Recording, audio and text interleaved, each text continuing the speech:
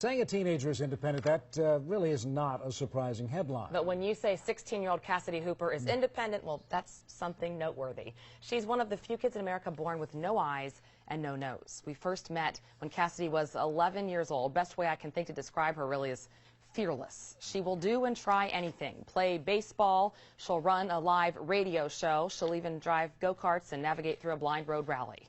5 years after our first meeting, we're getting a major update on Cassidy's life and the secret to her joy. You hear Cassidy Hooper before you see her. She clicks the sidewalk with rhythm.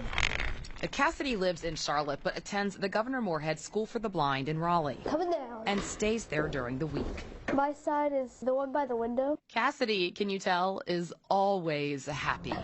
This 16-year-old is not only missing her eyes, she's also going through life without a nose. As unbelievable as it sounds, she doesn't let either of those things stop her. She's curious about everything and loves to learn. I am a technology guru. My computer teacher, Miss Snyder, says... Today, it's not computer class. Okay, buenos tardes, clase. Buenos tardes, señor. Rather, Spanish too. De donde eres? She reads the foreign language in Braille, and she does it smiling. Want another example of her unbridled joy? Check out Cassidy happily boarding a bus with fellow classmates. They went to sing for a jam-packed homeless shelter. She says she not only performed for those listening, By the roadside. but also sang a solo to prove something to herself. In the warmth of Maria's small hand. How does Cassidy overcome the obstacles day in and day out? If somebody, says something, I just try not to let it bother me. So that's the secret to happiness? To not let people get to you? Yeah. Live your own life? Oh, yeah. Be independent? Yeah. I think that's a really good lesson. Thank you. She says that lesson's self-taught. Not all are.